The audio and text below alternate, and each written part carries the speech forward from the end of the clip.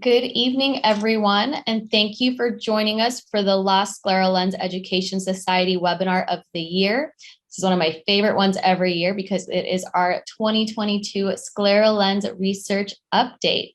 We have three awesome speakers tonight. First, we have Dr. Schornack. She completed her optometry degree at the Illinois College of Optometry, where she received her valedictorian award upon graduation. And then she completed a residency in primary eye care at the Illinois Eye Institute. Upon completing her residency, she joined the ophthalmology department at the Mayo Clinic in Minnesota, and she now serves as a consultant in the department and holds the rank of associate professor in the Mayo Clinic College of Medicine. Dr. Schornack helped develop and served as the clinic director of Mayo's Community Eye Care Clinic from 2004 to 2012. And she also helped develop the Mayo Clinic Scleral program in 2006. And since that time, she has been lecturing, presenting, and publishing extensively on the topic of scleral lenses. Dr. Schornack is a member of the editorial board of Eye and Contact Lens, and she reviews manuscripts for a number of journals and is actively involved in committees for the American Academy of Optometry. She is also a founding member of the Scleral Lens Education Society, and this year she actually received the Scleral Lens Practitioner of the Year Award. She's also a founding member of the SCOPE study team, and she is still actively involved in the group's research activities. Thank you so much for joining us. We also have Dr. Muriel Walker here, who is a clinician scientist at the University of Houston College of Optometry, where she has a lab that focuses on keratoconus and ocular surface disease research. Dr. Walker graduated with an OD and MS degree from the New England College of Optometry, and she then completed a cornea and contact lens residency at Pacific University. She then went on to complete a PhD in physiological optics at the University of Houston, where she investigated the impact of scleral lenses on the ocular surface. Dr. Walker is currently a tenure-track assistant professor at University of Houston, where she's a clinical instructor in the cornea and contact lens service and runs a translational lab studying the role of inflammation and disease in contact lens wear. Thank you also for joining us. And from very far away, but we're very excited to have him, we have Dr. Vincent, who is an associate professor and the director of research at the School of Optometry and Vision Science at QUT. He completed his PhD in 2011 and has since published over 130 scientific papers, primarily concerning visual optics, myopia, and specialty contact lenses. Dr. Vincent currently serves as an associate editor for the ophthalmic journals of Clinical and Experimental Optometry and Contact Lens and Anterior Eye, and he is a member of the CCLSA Queensland Committee and the Global Specialty Lens Symposium International Advisory Group. Dr. Vincent is a fellow of the American Academy of Optometry, the British Contact Lens Association, and the Scleral Lens Education Society, and, the Australian College of Optometry and the Higher Education Academy. So thank you so much for joining us. Well, thank you so much for inviting us. We always look forward to this too. I think I speak for my colleagues when I say that this is one of the favorite times of the year when we get to go over all of the wonderful work that our scleral lens community is doing with regards to research. Just going over disclosures very quickly, I have nothing to disclose. Disclosures for Dr. Walker and Dr. Vincent are listed here. I think I need to start developing some relationships with other people, apparently. During the first part of the program, we're just going to review some case reports talking about novel applications for scleral lens wear or specific outcomes of scleral lens wear. And then we're going to talk a little bit about complications. We'll also take a look at the clinical outcomes that have been reported for scleral lens wear for various indications during the last year. So in a research hierarchy, case reports and case series sometimes get a little bit of, they don't get quite as much respect as perhaps they should. They form the basis for a lot of the other research that's done. It's those astute clinicians who are observing and publishing novel effects of various treatments that give rise to other questions. So I'm very fortunate I get to spend the first couple of minutes talking about those case reports and case series. So the first case report that I'd like to talk about, it was published by Ellen Kwok from the Boston Foundation for Sight. Most of you have probably experienced a patient who has been either very apprehensive about putting a scleral lens on their eye, or they have just not been adept at it. I always worry just a little bit, particularly in my neurotrophic patients, about handing them a lens that they could potentially jam into the corneal epithelium and give themselves a huge corneal abrasion. So Dr. Kwok and company suggested placing a diagnostic scleral lens on the eye prior to application and removal training to reduce the risk of potential injury. If you don't want to use a diagnostic scleral lens, I've actually used a soft lens for this purpose as well. So just an interesting report here. Now, I am not sure how many of you actually have contact lens modification kits in your office. I know that used to be standard procedure if you were a rigid lens fitter.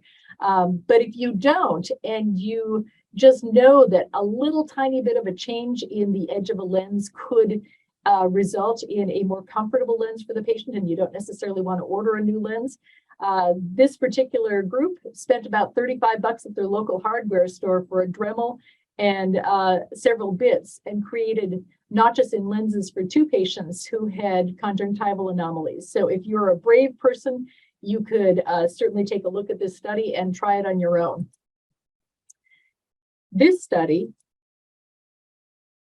if I can go on here, these 2 studies highlight the increasing use of impression-based lenses for very specific indications. The case on the left was written by Mortensen and described a neonatal coloboma that was utilized an eye print lens to protect the surface of the eye until surgery could be performed. And then the paper on the right demonstrated that we can potentially delay or even avoid corneal transplant surgery altogether as we get better at fitting scleral lenses, and as scleral lenses are able to better correct higher order aberrations and other visual anomalies in patients with keratoconus and other diseases. I really liked this study by Hastings, which also took a look at the correction of higher order aberrations in scleral lenses, primarily because of this very figure. It's difficult for us as clinicians sometimes to fully appreciate what our patients are experiencing, but the simulated retinal images as presented in this figure give us a very good idea of what a patient with keratoconus might see. And you'll notice that with the habitual scleral lens, or the best conventional scleral lens, you can kind of make out those letters. But if you're ever wondering why a patient with keratoconus is sometimes a little iffy, they can still get a lot of ghosting. Correction of higher order aberrations with this lens demonstrated a considerable improvement in the quality of vision. There are 2 case reports and case series that were published during the past year that actually demonstrated or reported decreased density or size of corneal opacity. Now, we tend to think of corneal scarring as being a permanent condition, but these 2 studies seem to indicate that scleral lens wear may actually lead to resolution. Now, I'm not ready to say with any degree of certainty to a patient with scleral or with corneal scarring that wearing a scleral lens could fix it, but it is a tantalizing possibility. New indications for scleral lenses are being published all the time, and this research group published 2 relatively small studies that took a look at 2 of these unique indications. One of them was limbal stem cell deficiency, another one was Tyrian marginal degeneration. And although these are small studies, these indications have not been widely reported in the past. So these studies encourage us to think outside the box when we are considering scleral lens therapy for some of our patients. Another area in which there is not currently very much research is the utilization of scleral lenses in infants. This particular study, I thought, did a great job of taking a look at 50 eyes of 35 patients with a mean follow-up of almost 5 years, and showed that scleral lenses did provide reasonable outcomes here. It would be interesting to compare this particular study to the infant aphakia treatment study that took a look at the differences in outcomes between cataract or intraocular lens placement and use of rigid corneal lenses in patients with infant aphakia. But this does certainly show that scleral lenses are a possibility if the patient and the parents and the provider all are interested in pursuing that possibility. This is a little bit of a retrospective study with a twist. So when I first read the study, I thought, well, this is nothing new. We've certainly seen the reports of outcomes of scleral lenses in graft versus host disease in the past. But this study actually took a look at specific patient-reported outcomes. And they did it in a bit of an unusual way. They certainly did a dry eye questionnaire, which was great, but they also did a live interview with these patients, which I think gets at some information that is not available if you use a standardized form. Plus side of that is that you get some interesting information. The minus side is that you don't know how to compare to other things, but as one might expect, the patients were highly enthusiastic about their scleral lens experience. I'm sure if you fit lenses for patients with graft versus host disease, you've also been told that the lenses may have even saved the patient's life. And so that's what this study in fact found.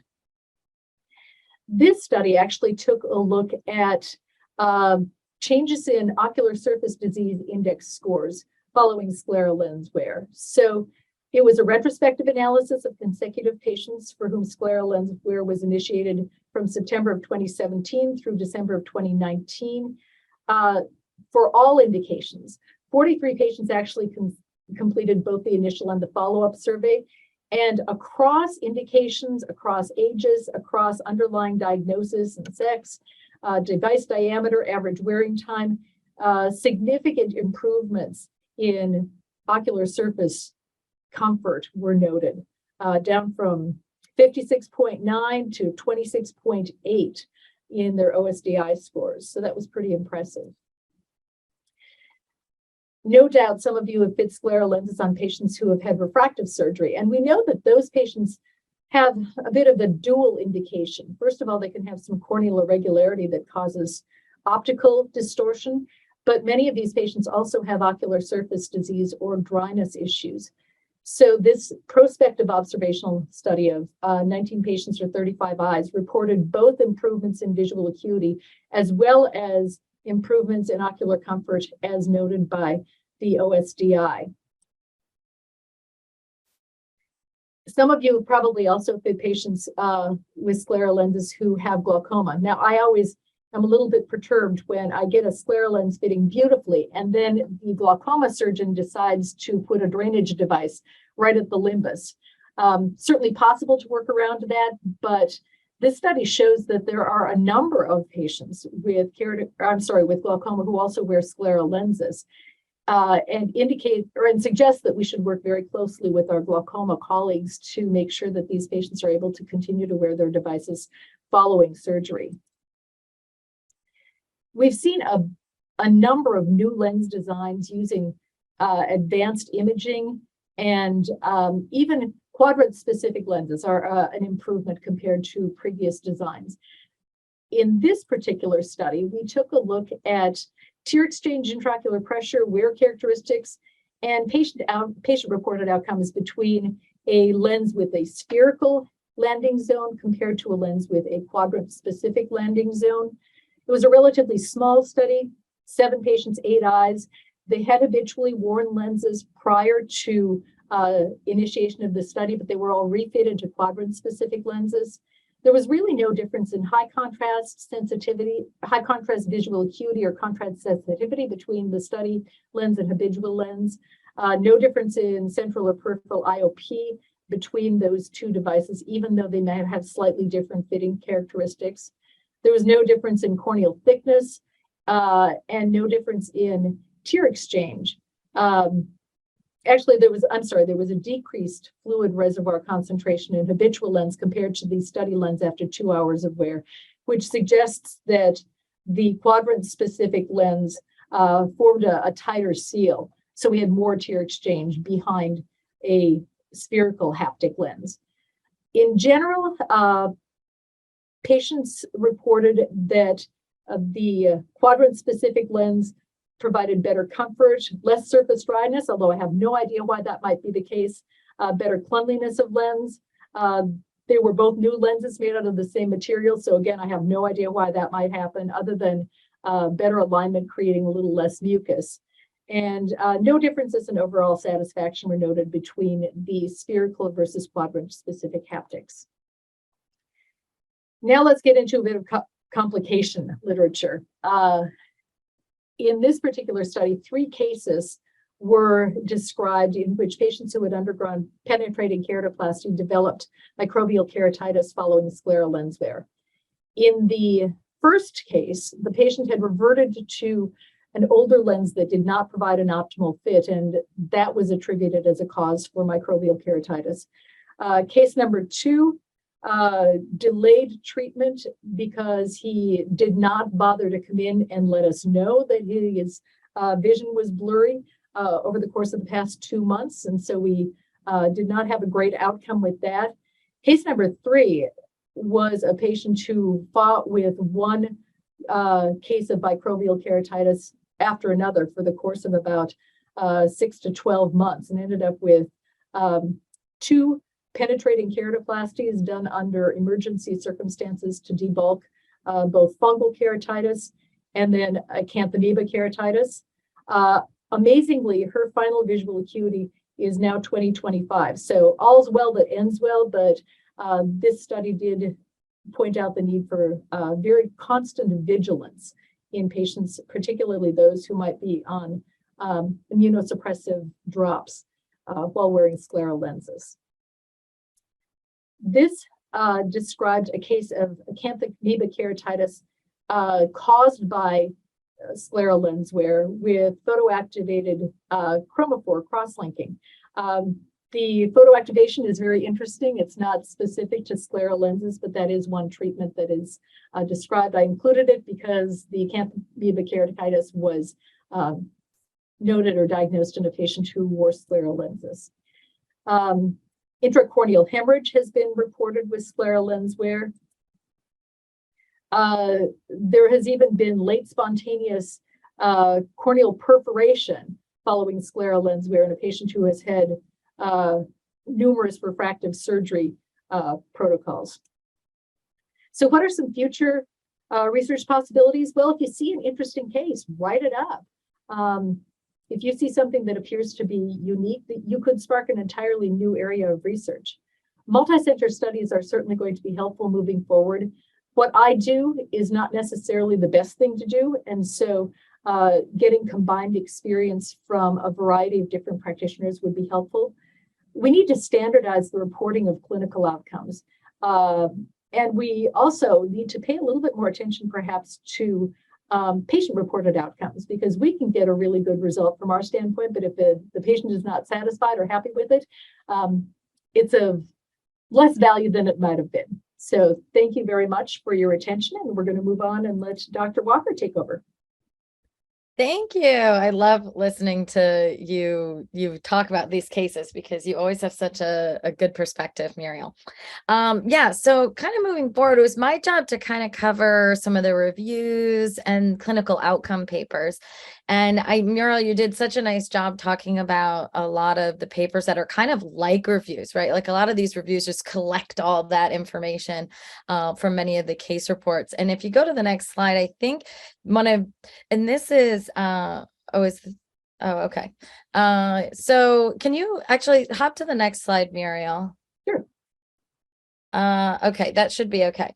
Yeah, so I'm kind of going to use this paper, right? So this is a sort of review article that was done by Root, Daddy, and Melissa. And what they basically did, and I'm just going to use it to talk about some of what's actually been done with some of these devices. And I will talk about some of the research that we're actually doing in our lab currently too. So if you think of the different ways that we can measure the performance of scleral lenses, and they really kind of went through. And so, of course, slit lamp is the first thing they cover. There's lots of different things that we evaluate with the slit lamp, many papers.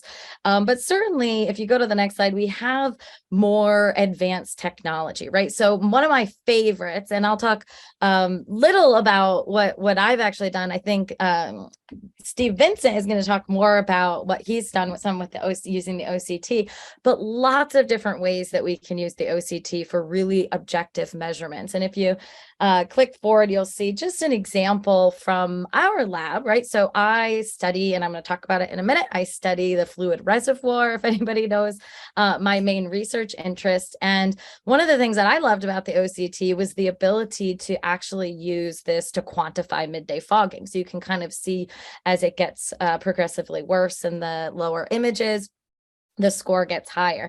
And if we go to the next slide, they kind of wrap up or start to wrap up their techniques with topography, of course. And kind of moving, if you go to the next slide, we've got some interesting, and I actually don't think I've ever presented this data, and we just haven't kind of gotten around to writing this up at this point.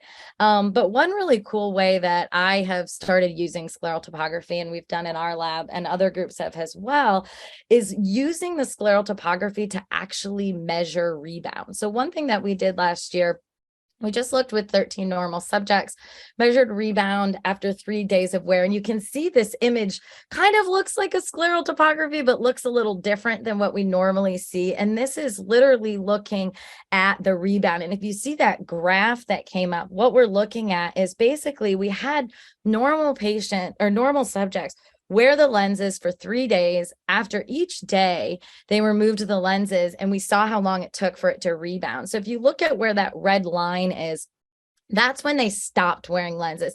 And you can see the D1, D2, and D3 on the bottom is day 1, 2, and 3 after lens wear. So we basically found that, you know, an overnight after wearing the lenses, certainly for 3 days in new wears, the conjunctiva was completely rebounded. So this is one thing that I've always been interested in, right? We always have patients, and it's like, well, how long do they have to be out of the lens before you switch them to a new lens? I think certainly with impression-based lenses, you might want to have a little bit longer, but this certainly for me made me more comfortable saying, just stop wearing it the night before you come in. Don't wear anything the day of. And I haven't had any issues there. So moving along, if we look at kind of the last chart that they had, they've got all these kind of advanced techniques. And if you click once more, you'll see I added my own little additional there, because of course I'm a fluid reservoir analyzer. And so these are the different things that we actually use currently to look at the fluid reservoir. And if you go to the next slide, I'll run you through one of the kind of fun studies that we're currently working on. We've got, we actually currently have 28 subjects. I've only got 14, or I think it's 13 eyes total that I'll share here. But basically what we're looking at, and you can see with those images on the left side, we're measuring the midday fogging, we're collecting the fluid reservoir, and we're actually using a few different things to test what's in that fluid reservoir. So next slide, you'll see that the first thing we did, which is really, I think is kind of cool and novel, is looking with this is actually a blood analyzer result. So what this allowed us to do is actually look at the cells. So all those little numbers there are for lymphocytes, monocytes, neutrophils, eosinophils, and basophils. So the immune cells that are in that fluid reservoir. And going forward, you can see what we're finding is both eosinophils and neutrophils are increasing with increasing midday fogging. And you can see even with 13 subjects, we've got 28 not analyzed yet, but I can tell you we looked a little preliminary the other afternoon, and it looks like this trend is continuing with an increased sample size. And so Next slide, just to remind us what a neutrophil and an eosinophil actually is. They're both granulocytes, so they're both immune cells. And specifically, I think neutrophils are known for being active in an infection, or if there's some sort of insult, right? Like a lens sitting on a blood vessel on the eye, creating a response that causes them to come out into the fluid reservoir. Eosinophils is a little newer in our understanding of this. Those are coming out in allergies. So if you skip to the next slide, just to show you some fun images, this is actually an immunohistochemistry slide. So we've actually taken these samples and stained them. So we know there's these eosinophils, we know there's neutrophils. You can also see those bigger cells in there, which are epithelial cells. And these are all in midday fogging samples.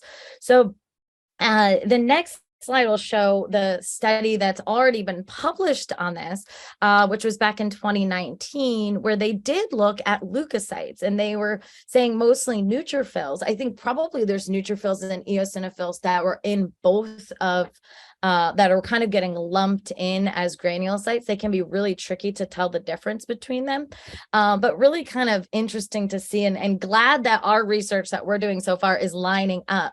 So I think the summary of that work is that we really do have cellular presence in this fluid reservoir, and we're seeing cells in all of the samples, but definitely more of an increase, significantly increased when we have midday fogging. Now, moving to the next slide, there's another really cool study that it was published, and this is not by my group, this is by a group in Australia. And so what they were looking at was the subjective responses. So we're always talking about what is the best filling solution to use with these lenses. I definitely love to use preservative-free. I know I said on my disclosures, no off-label use, but I'll call myself on that right now. I do off-label use preservative-free artificial tears in that fluid reservoir. I think probably many of us here do as well. But they actually were looking, so this is actually a randomized clinical trial. So this is, Muriel was talking about the pyramid. This is top of the pyramid. So with a prospective clinical trial, or a randomized clinical trial, they randomize into groups. They don't know what solutions they're using.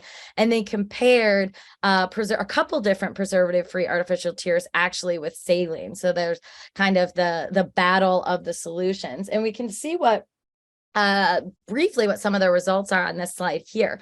So without thinking too much about this, just look at those colored dots. And if you just go all the way down to the top right of each of those graphs, after 360 minutes of wear, 100% of the subjects preferred one of the artificial tears in terms of grittiness, burning, stinging, dryness score. So the bottom line really was, in this study, patients preferred the comfort of preservative-free artificial tears. And moving along, I won't even go further into that, because if you go to the next slide, I'm going to plug shamelessly. And Muriel, I was delighted to see that we've got, I think, at least 3 of the primary authors of some of the studies Muriel showed, as well as Dr. Tan, who's the author on this article, will be presenting these papers at the International Forum for Scleral Lens Research, which is the day before GSLS starts in January 2023, almost coming up. So I won't go deeper into that. I'll let her present that directly in a month or so. So moving on to the actual optical impact. And, this was a kind of an interesting study that looked at different sagittal depths and how those would potentially affect higher order aberrations. So this was with healthy subjects. You can see the different corneal clearances with their 3 different lenses. So 400 to 1,000 microns of corneal clearance. And if we look forward to the data, what they basically found, what they looked at was defocus. They looked at defocus, higher order aberrations, lower order aberrations, total RMS. And if you skip to the next slide, we can see the results, which basically show that by increasing the SAG in this group, they reduced increased the lower order, higher order, and overall RMS. So basically what they found, and if you go to the next slide, the take home is that the lens sag that's greater than necessary. So these sags of 600, 1,000 certainly are not necessary, but they also can induce more optical aberrations in this group. And I also say, and Steve's group has done work looking at lens decentration being greater with more sag. And us and other groups have looked at greater fogging, more edema. So we know really just having an unnecessary high sag, as we've kind of known for a bit now, but we've got some data to back it up, is really not necessary. But if we go to the next study, it gets a little bit tricky. So this is actually a study that looked at the same thing, pretty much, very similar. They looked with 40 eyes, they fit them with the Boston Sight scleral lens, and they looked at acuity, contrast sensitivity, as well as HOAs. And if you go forward, you can see here, they did not. They found a difference between baseline and the scleral lenses, but they looked at low, standard, and high fluid reservoir lenses. Now, their low was a little bit lower in sag than the other study, but they kind of found the opposite, that it didn't really affect the higher order aberrations. So what does this mean when we have these studies with a bit of difference in findings? Well, in this case, right, you're looking at normalized versus keratoconus. There was a little bit of a difference in how quickly they measured these aberrations after the lenses were on. Clearance, like I said, was a little bit different. They also used different lens designs. One of them actually had a eccentricity value that was different than the other. The Boston Sight was used with an eccentricity value. So that speaks to that could be helpful. And, like we always talk about, that one of the biggest ways that scleral lenses are innovating are in the optical quality. And so I'm delighted to see that some of these companies are putting eccentricity anyways. And I think the take home is still I cannot think of a single reason why you would want to overvault the cornea. And I liberally say more than 400 microns, but anybody who knows how I like to fit, I like it to be low, like 150 or 200. But I say, if you like a little more, I think that's okay. I'm going to jump over to Steve in a moment here, but, just to kind of bring it home, I was looking through these articles and trying to kind of pick and choose what the best ones, but I think just like every year before this, we still have that same conclusion that these lenses just make such a world of difference, and we're seeing more and more indications and more data. And for me, I like to use all of these case reports when I'm kind of trying to convince grant agencies and other colleagues that these lenses really work. So thank you to all of you out there. And I know both Muriel and Steve are prolific in different areas of scleral lens research. So it's an honor to be sharing the stage, so to speak, with y'all tonight.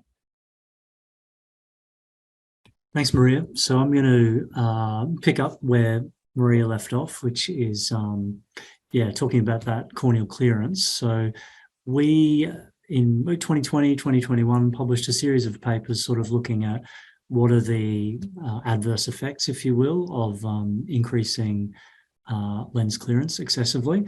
And then we sort of followed it up with, okay, what if we are able to manipulate the thickness of the lens profile? How drastically does that affect our corneal response? So if we just go to the next slide. So in that study, we tried to control for how thick the fluid reservoir was and keep that constant. And we made some small mathematical adjustments for any differences we had there. So like all our studies in our lab, these are predominantly on normalized, so healthy corneas, normal endothelial function.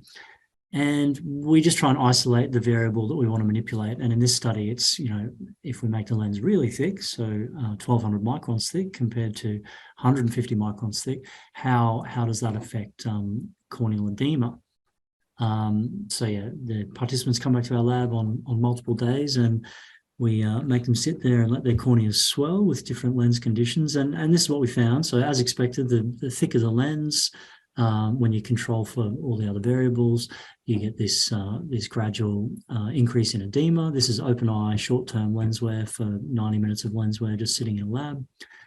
And we found that, if you're in a high DK material, so this is DK 140, if you have a pretty high DK material, if you ramp up the thickness in this study from 150 to 1200 microns, you only get about a 1% increase in edema. So it's maybe not as drastic as we might sometimes think. And we compared this data to previous modeling that's been done by a number of groups. And, broadly, it's consistent with previous hypothetical models. But what we found was, when you get a really thick lens and the DK on T starts to drop away, the models seem to think you're going to get a lot more corneal edema than what we actually see in the laboratory. And we speculate maybe this is because some of the models, they haven't really done sort of any clinical work with that low DK on T end of the range. So as you see in this little figure down on the right here, they've got some data points that they've fitted their model to, and there's really nothing below a DK on T of 20. Okay, so that was sort of our lens thickness study. Then we went back and said, okay, if we manipulate fluid reservoir thickness and compare that to how we manipulate lens thickness, what's the return on investment? And as Maria said, the best thing you can do for your patients, if you're worried about corneal edema, so your post-graft patients, anyone who has compromised corneal function, your best bet is to reduce the clearance as much as possible and not worry too much about the thickness of the lens, which in some cases you may not be able to modify anyway, depending on what the prescription is. So take Maria's advice and drop that clearance to a level that you're comfortable with. Okay, so a clinical example of that is this is a case series published in Eye and Contact Lens earlier this year, and this just demonstrates an extreme lens thickness profile. So this is a case where a patient has been fitted with a very high plus powered lens, high DK, but center thickness is almost 1,000 microns. And this is a young patient, so a 6-year-old, and they were fitted with the Scleral due to corneal scar tissue, so they couldn't get a reasonable fit with a corneal rigid lens. And this patient had successfully worn this lens for 6 months with no corneal complications. Other lens modifications that we've looked at in an attempt to see if we can improve or further reduce edema is adding fenestration. So obviously you can add multiple fenestrations of different sizes. In this study, we just wanted to look at what is the effect of if we just add a single fenestration overlying the limbus, basically. And we controlled for lens thickness and all the other lens parameters. And what we found was, this is again short-term lens wear in healthy eyes, and we had a real sort of mixed response.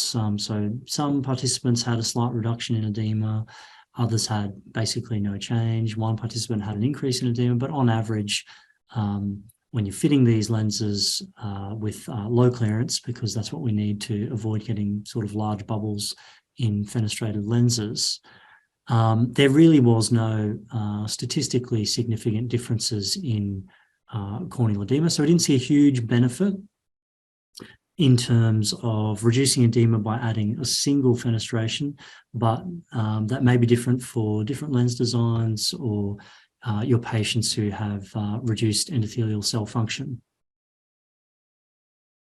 Okay, some other things that we've looked at in terms of oxygen.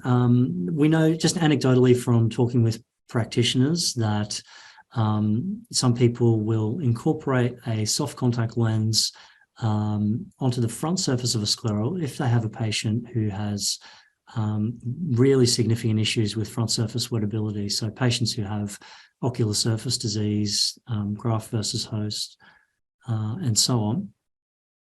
And the thinking here is if you put a very nice soft lens on the top, it provides a nice wettable surface. But the concern is, are you exacerbating the oxygen penalization, if you will, getting to the cornea? So people have looked at this previously, looking at piggyback modeling, but effectively we're kind of doing a reverse piggyback here, where we've got the scleral lens on eye and then a soft on top of it. So in this study, we had our healthy participants, we had our control condition of normal scleral lens on eye, and then participants came back on a separate day, normal scleral lens on eye. We try and control for that fluid reservoir thickness as best we can.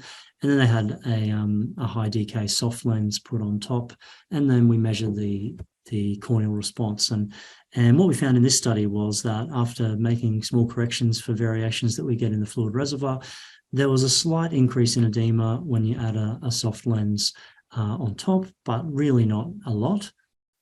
And that was kind of consistent with what we expect from the previous studies we'd done. When we ramp up the scleral lens thickness by a lot, we don't see a huge increase. So, you take this with a grain of salt in that this is short-term lens where it's healthy eyes in a laboratory setting.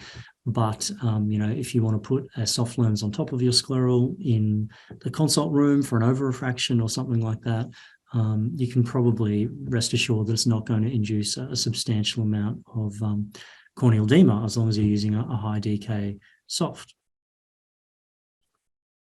So that was sort of our clinical work. Other imaging work we've been doing in the lab, trying to harness OCT with our engineers to automate the process as much as possible.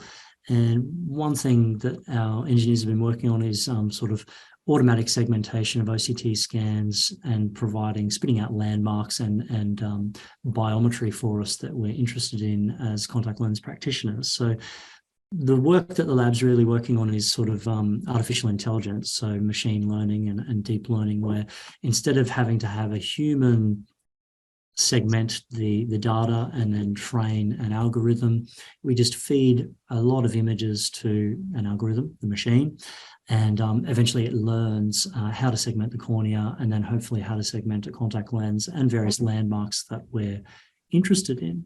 And the applications for this are, segmenting the contact lens, the fluid reservoir, the cornea, and other applications like anterior segment analysis. And people are starting to use it for checking graft adhesion post-surgery as well. So this is some work from the team, just giving you an idea. They take a series of OCT scans.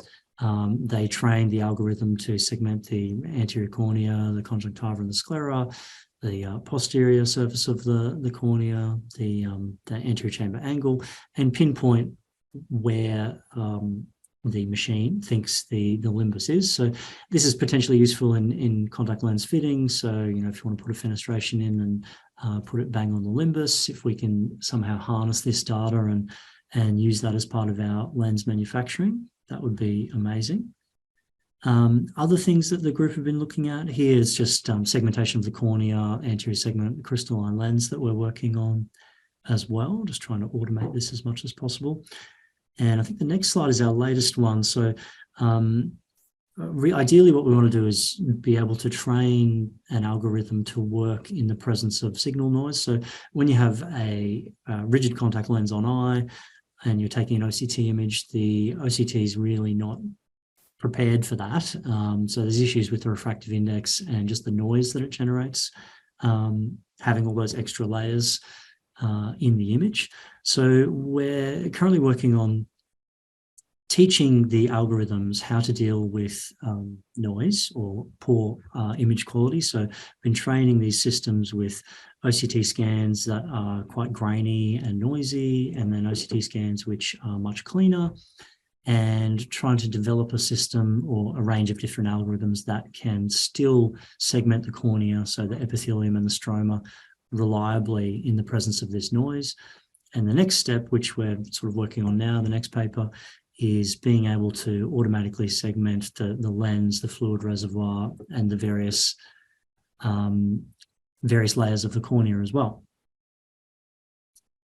So that's our OCT imaging. I just want to finish up with some work from not our lab. So this is work from other laboratories, and it's similar to what Maria presented, 2 labs that have independently kind of looked at the same research question in a slightly different way.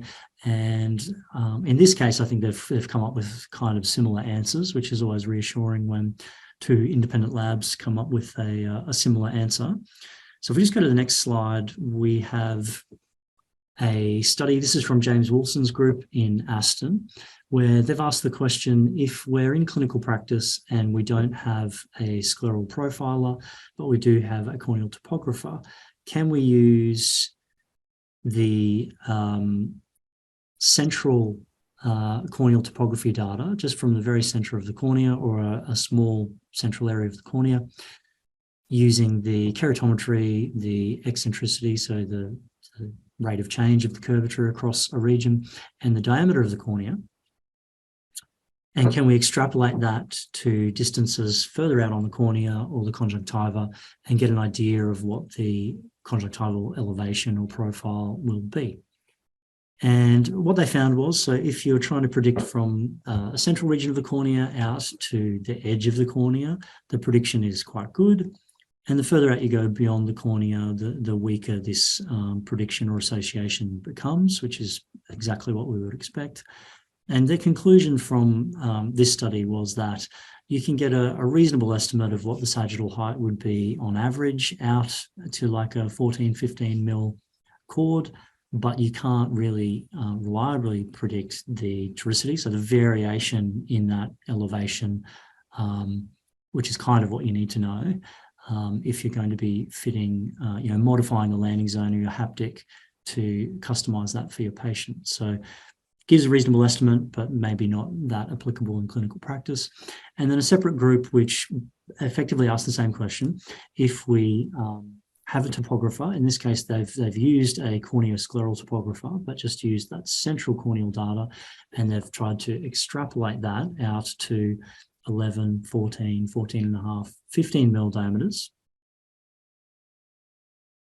And they've compared that to what was measured in with the corneoscleral topographer, and they found the same thing. So that for a range of different models, the further out you go, the less reliable your predictions become, which is what we would expect. And in terms of their limits of agreement, what they found was here, when you get out to a 15 mil chord, which is probably the start of the landing zone for many of the scleral lens designs that we use, so like 16, 16.5, 17 mil diameters, there is quite a bit of variation. So the predictions or the modeling is quite variable out of that landing zone compared to what we actually measure with a topographer. So I think those two groups have kind of answered that question. You can get an idea of what the profile is going to be, or the average point of the profile is going to be out at a landing zone on the conjunctiva, but not much more than that. You would then still have to fit a lens and assess, or use something else to get a more reliable measurement. So I'm going to end it there, and I think we do have time for questions which are coming up. Thank you. Thank you guys so much. That was an awesome presentation. Just as a reminder for everyone, this lecture will be recorded and available on the SLS YouTube channel, I believe sometime this week, so you can always go back and rewatch your favorite parts. We do have a few questions to go over. The first was, I believe, Muriel, was in your section. There was a small tool that was mentioned that you could purchase from a hardware store that you could use to buffer or modify the edges of a scleral lens. Can you remind us of what the name of that tool was and how exactly you can use it? It's called a Dremel, and it's basically like a drill bit. So has anybody ever modified lenses in the lab? It has this little rounded top.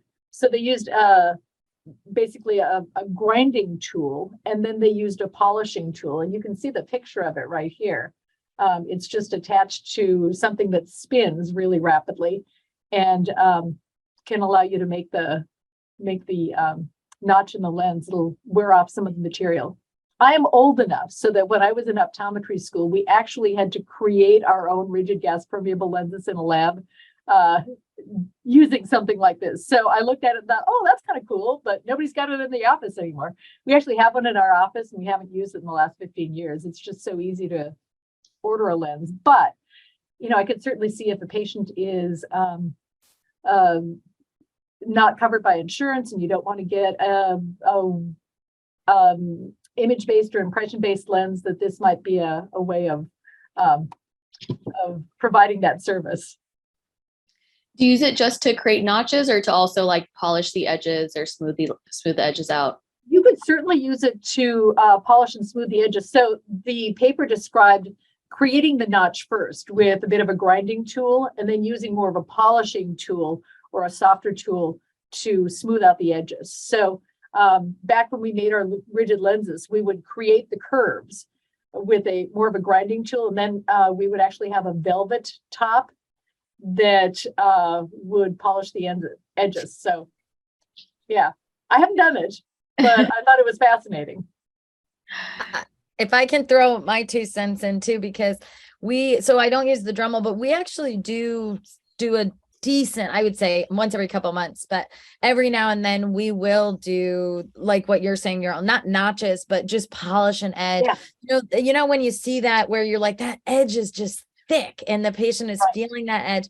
And I find that you can remember in lab, those little green things in the cornea, those little green suction cups, and the corneal lenses would fly across the room.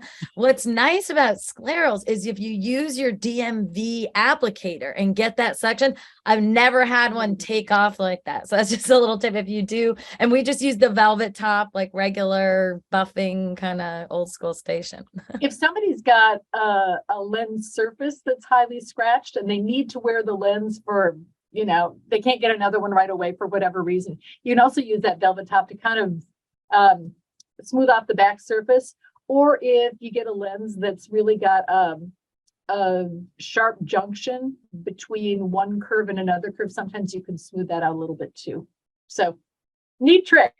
My guess is that this particular audience is populated with some pretty advanced contact lens fitters overall. So there are probably a number of you who have these tools in your office, but if you don't have to spend however much a contact lens grinding tool costs. You can go to your hardware store and spend $35. Awesome. So we have a couple questions on filling solutions. One was asking about, if using preservative-free artificial tears to fill the entire lens, if that would be expensive, and which one would you recommend? And I probably don't know if we can talk about just viscosity of which one you'd recommend or things like that. Yeah, I can take that. And I see Thomas' question too about edema with the filling solution. So I'll read that one in a second too. So sure, yeah. So for Janet's question, so yes, it is expensive. A few little trips, and if you want to email me, Janet, I'm happy to give you some of my favorites. But my favorite is the one that's easiest for them to access. And I also tell patients, try a few, just like with any artificial tear. Some people, it's too viscous for them. Some people, one is not viscous enough. So it's not one size fits all at all in that. So, and I tell patients, get the generic Costco brand, you get like the big packs of the generic.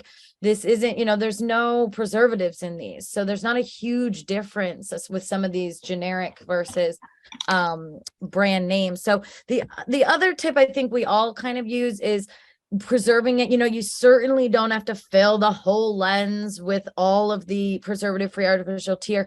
1 or 2 drops, and then either topping it off with saline, or if it's an established wearer and they understand the whole displacement, then they don't really need that much fluid in the lens. So like one vial should definitely be good for both lenses. And if you've got patients who are reinserting once or twice during the day, they can probably recap that and use it a couple times. But yes, it is more expensive. I certainly don't recommend it for everyone, but if it's to mitigate something like midday fogging or severe dryness, then it's, an option.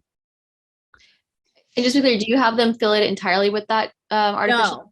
No, so just 1 or 2 drops. Just, you tap it down, make sure there's no air bubbles. That's another little nuisance that can happen with the really viscous ones.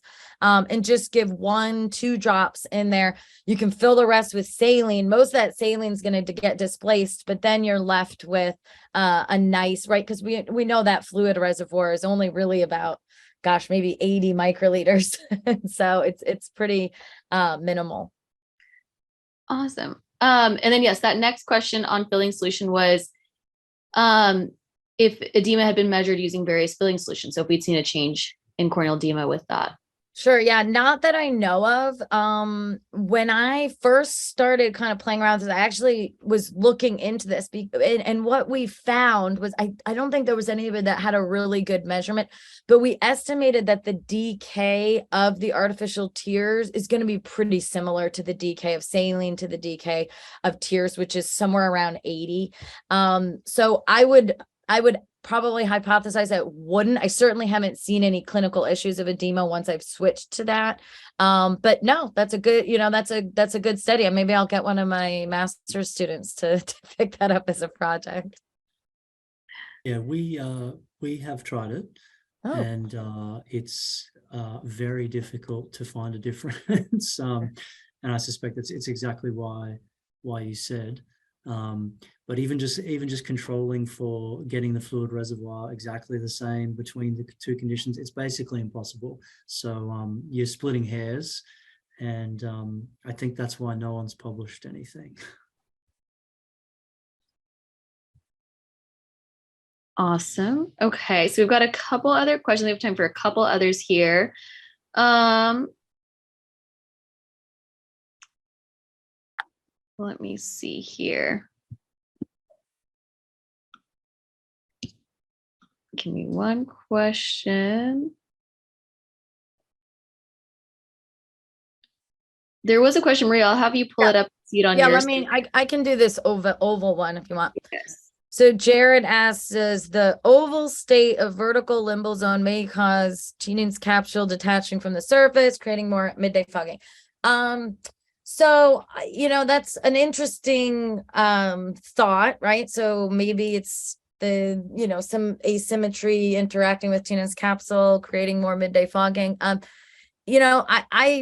The one thing that we don't necessarily see is a difference in midday fogging with lenses of different diameters, which has been looked at. So I would imagine that we would see much more midday fogging with those larger lenses if there was some sort of interaction. I mean, having any blood vessel touching the lens, and certainly in terms of cells, right? So most of those cells are really the place they're going to come from. They could come from the lacrimal gland, but the strong hypothesis is that they would be coming from the blood vessels surrounding the conjunctiva, the limbal vasculature. So, whether or not the lens extends further, or if it's touching any conjunctiva blood vessel, which if you fit the lens right, it should be, I think you'll get in susceptible patients that, and that's the best answer I can give you with this, but maybe if you're, next time I see you, we can have a drink and talk more about that. And then last question is there a way that you guys recommend to measure edema without the use of technical devices? So we don't have some of our instruments, or more advanced instruments. Is there a way that you guys recommend to measure or determine edema? So the amount of edema that we're talking about is relatively small, even in cases of, what we would consider dramatic edema. Steve, I believe most of your studies showed that you got, regardless of the situation that you put the eye in, you got less than 4% edema. Is that correct? So when we're talking about 4% edema on a 500 micron cornea, let's just round it up to 500 because that makes the math easier. We're talking about, 5 microns. It's not a lot of a change. So you kind of go by patient symptoms. I'm working with a couple of patients right now, post-graft patients, they're 85 years old. They're trying to hang on to their 50-year-old graft so that they don't have to have another graft at the age of 85. And when you put a scleral lens on them, yeah, they can get some swelling, and they generally become symptomatic after about anywhere from 75 to 100 microns of change, which is a 20% increase as opposed to a 4% increase. So I think without that technology, you're really not going to be able to diagnose a 4 to even a 10% change in corneal thickness would be really tough. That's only 10%, is only 5 microns, or Is that right? No, I'm not doing math right. Here, I thought I was going to be so smart and use 500 microns and 10. Yeah, 10 microns. Yeah, it's just not much. Yeah.